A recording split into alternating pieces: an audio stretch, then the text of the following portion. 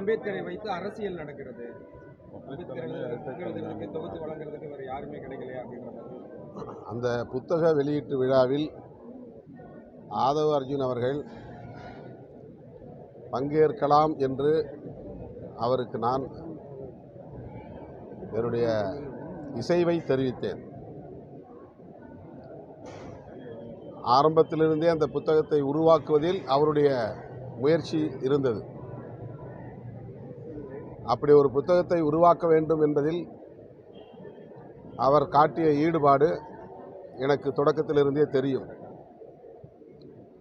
விகடன் பதிப்பகத்தோடு இணைந்து அவர் அந்த புத்தகத்தை கொண்டு வந்திருக்கிற நிலையில் அவரை அந்த நிகழ்விலே பங்கேற்க வேண்டாம் என்று சொல்ல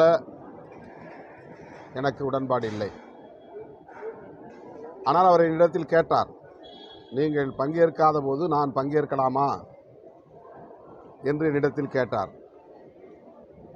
அதை உருவாக்கியதே நீங்கள் என்கிற போது அதை தவிர்க்க வேண்டாம், கலந்து கொள்ளுங்கள், அதே நேரத்தில் கவனமாக பேசுங்கள் என்று கூறியிருந்தேன்.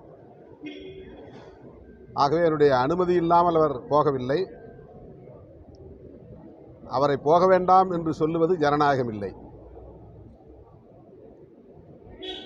விடுதலை சிறுத்தைகள் கட்சி எளிய மக்களை அமைப்பாக்கி வருகிற ஒரு கட்சி.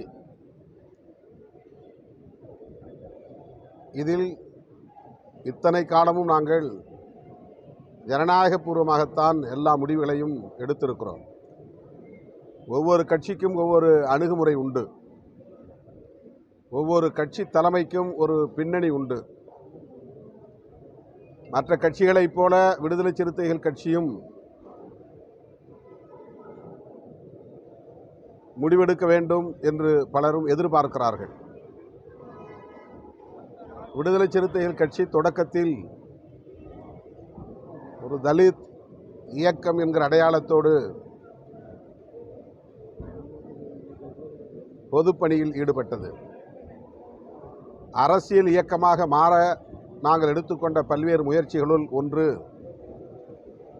இந்த இயக்கத்தில் தலித் அல்லாதவர்கள் ஜனநாயக சக்திகள் வந்து சேரலாம், சிறுபான்மையினர் உள்ளிட்ட அனைத்து தரப்பாருக்கும் இந்த கட்சியிலே முக்கியமான பொறுப்புகளில் அங்கம் வகிக்க இடம் உண்டு என்று ஒரு தீர்மானமே நிறைவேற்றினோம். அதை நாங்கள் வேளச்சேரி தீர்மானம் என்றே அழைக்கிறோம். எங்கள் கட்சியிலே 2007 என்று கருதுகிறேன், வேளச்சேரியிலே கூடி ஒட்டுமொத்தமாக டாப் டு பாட்டம் அமைப்பை மொத்தமாக கலைத்துவிட்டு புதிதாக எல்லோரும் பொறுப்புகளுக்கு விண்ணப்பிக்கலாம் என்ற ஒரு அறைகூவல் விடுத்தோம்.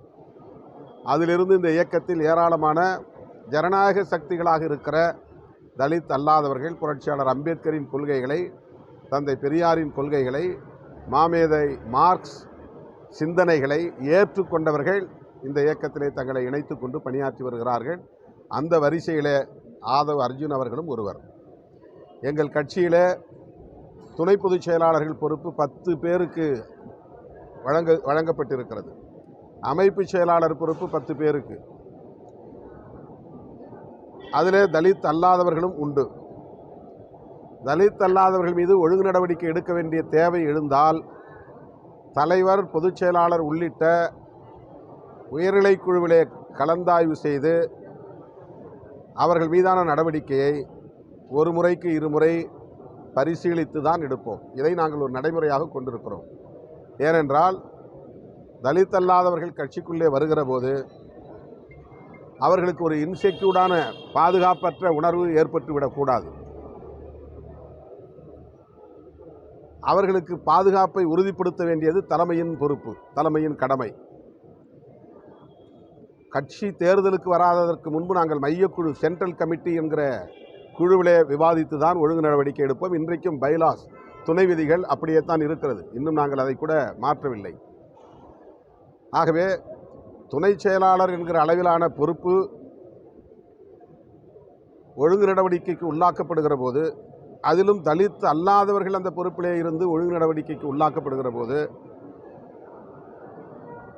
தலைவர் மற்றும் பொதுச் செயலாளர்கள் உள்ளடங்கிய முன்னணி தோழர்கள் கலந்தாய்வு செய்துதான் எந்த முடிவையும் எடுப்போம். அது எங்கள் கட்சிக்குள்ள நடைமுறை. திமுகவிலே இருப்பதைப் போல, அதிமுகவிலே இருப்பதைப் போல, அல்லது பாஜகவிலே இருப்பதைப் போல நாங்கள் செயல்பட வேண்டும் என்று எதிர்பார்ப்பது, அந்த எதிர்பார்ப்பை நிறைவேற்றுவது ஏற்புடையதல்ல. நாங்கள் பேசியிருக்கிறோம், முடிவை அறிவிப்போம்.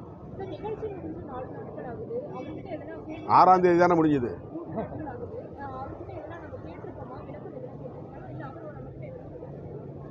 அவர் கட்சியில் தான் இருக்கிறாரு, பொறுப்பில் தான் இருக்கிறாரு, தொடர்பில் தான் இருக்கிறார். ஆனால் இது சம்பந்தமாக நாங்கள் உயர்நிலைக்குழுவில் பேசியிருக்கிறோம். அது பற்றி அவரிடத்தில் இன்னும் நாங்கள் எந்த தகவலையும் சொல்லவில்லை. அறிவிப்பை வெளியிடுவோம். அம்பேத்கர் பேரன் அவர்கள் பங்கேற்றது அவரை நக்சல் என்ஐஏ அவர் மீது வழக்கு பதிவு செய்திருக்கு அப்படின்னு ஆனந்த் கும்பட விமர்சனம் செய்கிறாரு. யார் செய்கிறது? அண்ணாமலை.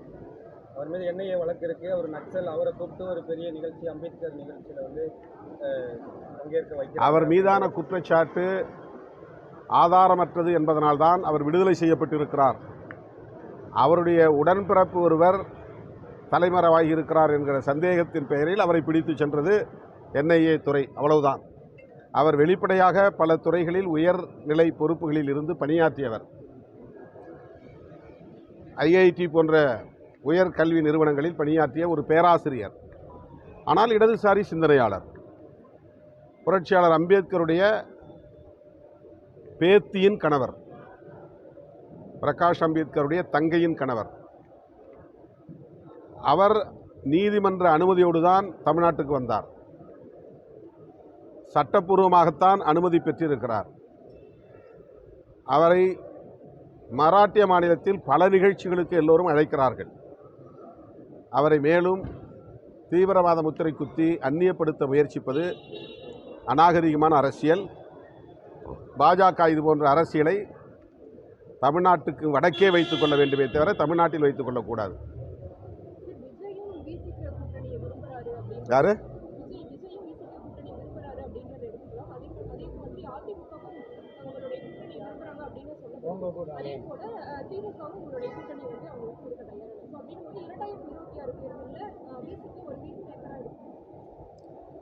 நான் ஏற்கனவே இது குறித்து விளக்கம் சொல்லியிருக்கிறேன். அவர்களுக்கு திருமாவளவன் குறி அல்ல, விடுதலை சிறுத்தைகள் கட்சி குறி அல்ல. திமுகவும் திமுக தலைமையிலான கூட்டணியும் தான் அவர்களுடைய டார்கெட்.